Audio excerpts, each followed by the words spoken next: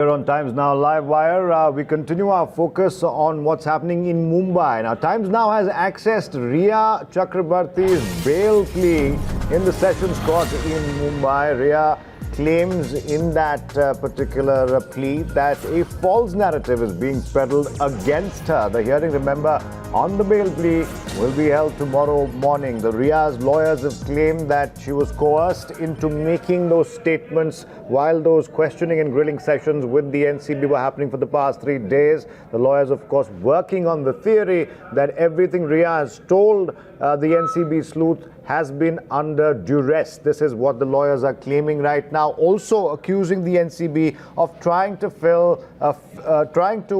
peddle really a false narrative, and that Rhea was coerced into making statements that she did not really want to make. Also, the defense team is claiming that Rhea has told the NCB sleuths nothing that can be categorized as incriminatory. This is what Rhea's lawyers have mentioned in that particular plea. Siddhant, my colleague, joins us now. Siddhant, details coming in as far as bail plea is concerned of Rhea Chakraborty. The lawyers clearly trying to press on the fact that the false narrative allegedly is being peddled against her and she was coerced into making certain statements.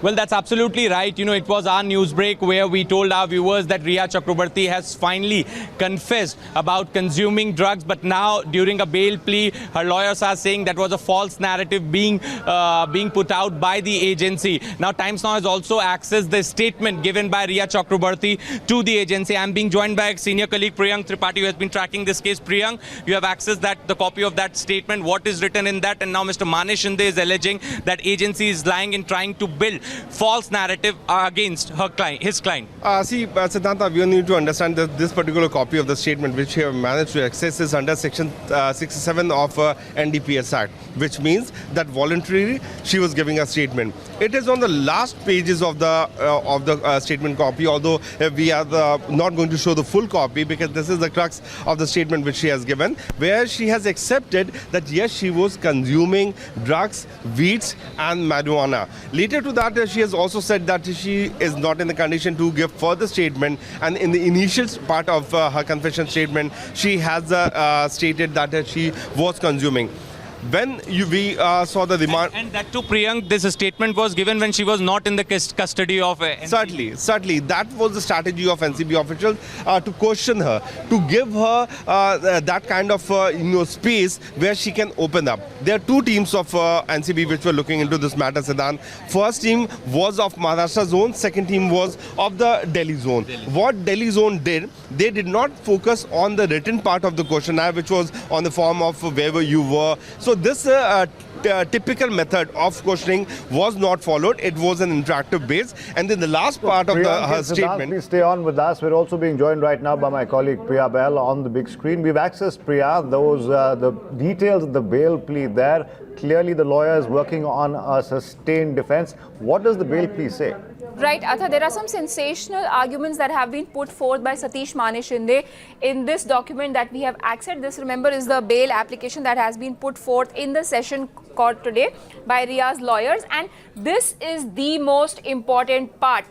Rhea has completely backtracked on whatever she has said so far, confessions that were part of NCB's remand copy. What she is saying is that the applicant, which here means Rhea herself, was coerced into making self-incriminatory confessions that by her application dated 8th September 2020, she has formally retracted all such incriminatory confessions. This paragraph I hear of this document clearly stating that now Rhea Chakraborty has said that NCB was actually pressuring her, forced her, coerced her into making statements that could incriminate her. This document further, Pranesh, I have skimmed through it, and this document further says that in fact NCB, according to them, is spinning a false narrative. They have said that the sections under which she has been sent to judicial custody are actually bailable offences. NCB could not establish any direct link between Riya and a drug peddler. She only knows people who in turn knew drug peddlers. That's why a lot of other reasons also being given here in this document by Riya's legal team in favor of the argument that she should be granted bail. Right, Priya, predictable enough, because yesterday on Times Now we were discussing the exact same thing, the possibility of retracting the statements made in the interrogation for the past 3 days. Stay with us.